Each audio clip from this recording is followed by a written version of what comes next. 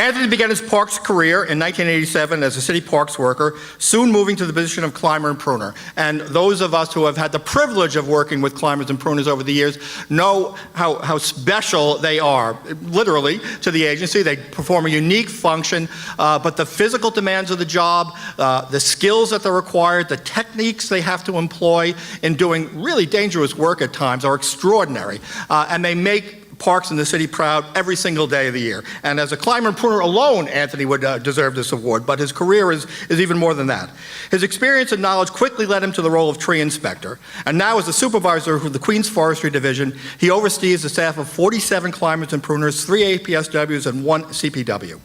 In his current role, Anthony ensures that the highest priority work is addressed on a daily basis, as he strives to go above and beyond every day and every season in his service to the public. Anthony's work focuses on assessing trees for their health while identifying potential concerns for public safety. In addition to the challenges inherent in the position, Anthony's tasks include responding to storm emergencies, and as we know, we experienced a significant series of storms over a 4-year period that really tested the agency in many ways, but people like Anthony rose to the occasion and helped us become a better agency as a result of that. During some of our largest storms, he not only manages his crews, but works as a highly respected liaison between parks, other city agencies, and outside entities, such as Con Edison, to coordinate jobs involving high voltage wires and fallen trees. In one recent example, a contractor was hired soon after we experienced 2 major snowstorms in 1 week, bringing a large crane into Cunningham Park near the old Vanderbilt Motor Parkway. The contractor felt that the job ahead was too difficult and wanted to get out of the contract. But Anthony, who was particularly accomplished at stepping in and guiding crews through tough spots, personally assisted the contractor through the process, got the job completed on time, and made the park path safe and open for the public as promised. This is just one of the countless examples where Anthony's years of experience elevate our quality of work in forestry operations. And another example that I learned yesterday, Anthony, who is an avid Jets fan, by the way, yes, that's worth a round of applause, was called in to assess an emergency condition on a day that the Jets were in a playoff game that Anthony had tickets for. And yes, for you youngsters, the Jets have been in the playoffs in living memory. Anthony got to the scene and found a tractor trailer completely covered by a large tree. The fire department couldn't do anything with it. Traffic was blocked up in all directions. Anthony made a quick calculation between the amount of time it would take to get a crew to the scene and kickoff time.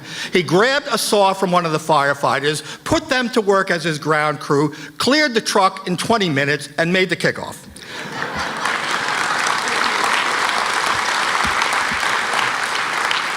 And I hope they won the game.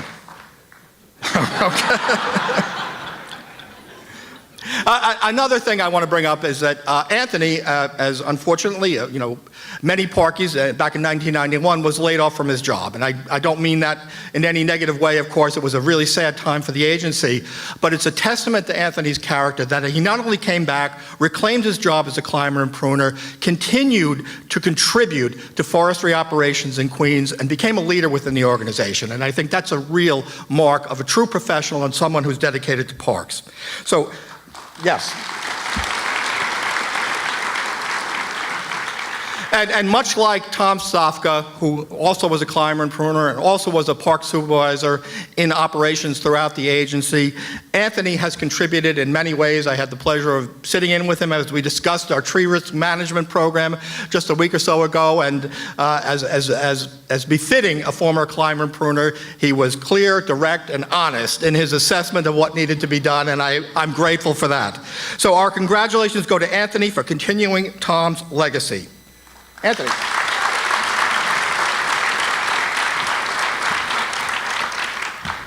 Thank you, Commissioner, and all commissioners. I just want to say that this award's special to me because I had the honor of working with Tom Stofka in my early days, and we became friends, and I miss him, and I'm just glad that there's an award in his name because he deserves it.